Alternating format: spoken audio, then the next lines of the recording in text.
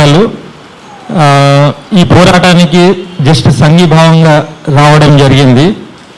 అయితే ఈ పోరాటం తప్పకుండా నెగ్గుతుందనే ప్రగాఢ నమ్మకంతో నేను, ఎందుకంటే ఈ పోరాట స్ఫూర్తి బాధితుల లోపల కూడా చూస్తున్నాము. ఎన్నిసార్లు అంటే అన్నిసార్లు వచ్చి నిలదీస్తున్నారు, గట్టిగా అడుగుతున్నారు. మొన్న మన తొలి వెలుగు వీడియో కూడా చూసినా వాడిని ఎవరినో పట్టుకొని గల్లబట్టి గుంజి కొట్టబోయినరు, మరి ఆగిండ్రు, వీళ్ళు ఆపితే ఆగిండ్రు. అయితే మనం చెయ్యి చేసుకొని కొట్టినాం అనుకోండి, వాడు పడ్డాడు అనుకోండి, ఏమైనా అయిందనుకోండి, అప్పుడు ఏమవుతుందంటే కేసు ఉల్టా తిరుగుతుంది. కాదు వినండి. అయితే మీరు పిరికితనం అనేది కాదు, వినండి నేను చెప్తా వినండి. అయితే మీరు రాజ్యాంగబద్ధంగా స్లోగన్స్ చేయండి, ముట్టడి చేయండి, వాడిని ఇంట్లోకి వెళ్ళకుండా చేయండి, వాడిని తలుపు కాడ కూర్చోండి, ఏమన్నా చేయండి, కానీ భౌతికంగా ఏం అటాక్ చేయొద్దు. వింటారా? భౌతికంగా ఏం చేయొద్దు. మిగతా అన్ని భావవ్యాప్తితో. ఇప్పుడు మీకు మీడియా వాళ్ళందరూ మీ అండగా ఉన్నారు. మీరు చాలా అదృష్టవంతులు. మీరు ప్రభుత్వం ఒకటే మిగిలి ఉన్నది మీ అండగా ఉండడానికి. ఇప్పుడు నాకు తెలిసిన అప్డేట్ ఏంటంటే సీజ్ కూడా చేసి పెట్టిండ్రు, ఏదో సంతకాలు అవసరం ఉన్నదని విన్నా నేను. జస్ట్ సంతకాలు పెట్టించుడు ఉన్నది.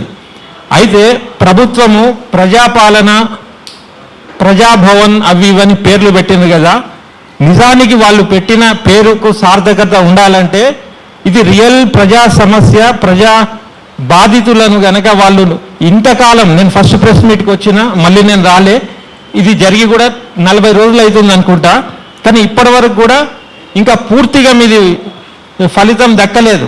కాబట్టి ఏంటంటే ఒక పాట ఉన్నది చూడండి, ఎవరో కేసీఆర్ బక్కపానం ముట్టాలని ఉన్నది, తాకాలని ఉన్నది అని కూడా రాసిండు. అదే రకంగా నాకు ఈ ప్రభుత్వాన్ని పొగడాలని ఉన్నది, ఈ ప్రభుత్వాన్ని మెచ్చుకోవాలని ఉన్నది. ఆ మెచ్చుకునే అవకాశం ప్రభుత్వం ఎప్పుడు కల్పిస్తుందా అని చూస్తున్నా కానీ దొరుకుతలేదు. ప్రభుత్వం మొత్తం హెల్ప్ చేస్తే మళ్ళీ ఈడ ఎట్లా వస్తారు? పూర్తి హెల్ప్ చేస్తే ఎట్లా వస్తారు?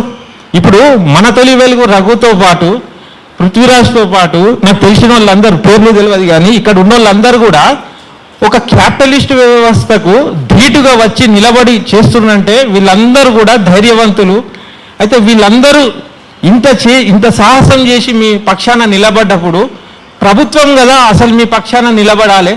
ముఖ్యమంత్రి కానీ, దీనికి సంబంధించిన ఈ చిట్టీల వ్యాపారం చేసే మంత్రి ఎవడుంటాడో, ఏ డిపార్ట్మెంట్లో వస్తుందో వాళ్ళు కానీ మిమ్మల్ని కూర్చోబెట్టి చేయవలసింది ఎవరు? ప్రభుత్వంలో ఉన్న ప్రజాప్రతినిధులు. వాళ్ళు చేయనందువల్ల ఈ పెద్ద మనుషులందరూ మీ అండగా వచ్చి నిలబడి మీకోసం కొట్లాడుతున్నారు. అయితే ఇప్పుడు నేనేమంటానంటే ప్రభుత్వాన్ని నేనేం కోరుకుంటున్నా అంటే ఈ పోరాటం సాగుతూనే ఉంటుంది. ఏదో ఒకసారి పెట్టిపోయేది అయితే మళ్ళీ ఈ 3వ 4వ ప్రెస్ మీట్ ఇది కంటిన్యూగా మీకు ఒక ఛానలే మీ ఎంబడి ఉన్నది. మీ సొంత ఇప్పుడు కేసీఆర్కు టీ న్యూస్ ఎట్లున్నది, ఇంకొకరికి ఇంకో న్యూస్ ఉన్నది, మీ పక్షాన మన తొలి వెలుగు ఉన్నది, V5 కూడా వేస్తుండ్రు, ఇంకా కొంతమంది మంచోళ్ళు మిగిలి ఉన్నారు. కాబట్టి మన పక్షాన మనకు ఛానల్ ఉన్నది, మనకు జర్నలిస్టులు ఉన్నారు, మన ఉద్యమకారులు మనకు ఉన్నారు. దాని మీద ధోకా ఏం లేదు. ఈ పోరాటం ఎంత దాకా పోతుంది. మీరు నిరాశ చెందే అవసరమే లేదు. మీది సాధించి తీరుతారు. మీరు కొద్దిగా లేట్ అవ్వచ్చు, తొందరగా అవ్వచ్చు. నేను ప్రభుత్వాన్ని ఏం కోరుకుంటున్నా అంటే వీళ్ళందరికీ పని పెట్టకండి. మీరు దీని ద్వారా మీరు బద్నామయ్యే అవకాశాలు ఉంటాయి. కాబట్టి మీరు చిన్న ఏదో చిన్నది చేసినట్టుగా చిన్నది సరిపోదు. మీరు హైడ్రా అన్నప్పుడు ధనాధన కూలగొట్టగలుగుతారు. మీరు ఏదంటే అది నిమిషాలలో చేయగలుగుతారు, మీకు ఇంట్రెస్ట్ ఉన్న పనులన్నీ. మరి ఇంకా ఎందుకు వీళ్ళు తిరగాలి? తుఫాన్లు వేసుకొని మొత్తం కుటుంబాలు హైదరాబాద్ వచ్చుడు పోడు ఎంత కష్టమైన పని ఇది.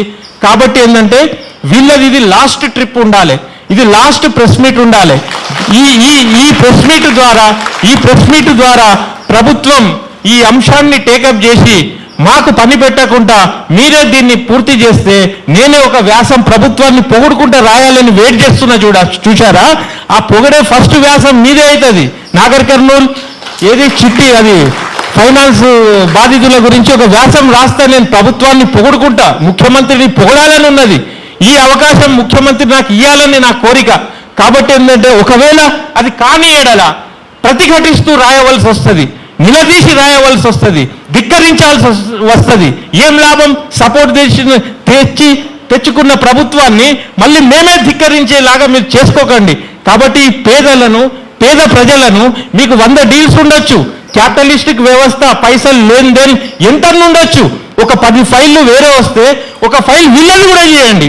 కాబట్టే మీకు మీ జన్మకు, మీ హోదాకు, మీ ప్రభుత్వానికి ఒక సార్థక ఉంటుంది. లేకుంటే వట్టిగానే ప్రజాపాలన అనేది ఒక బోకస్, ఒక బూటకం అని నిరూపించుకుంటారా, లేకుంటే నిజంగా ప్రజాపాలనని ప్రూవ్ చేసుకుంటారా, మనం వేచి చూద్దాం. Thank you.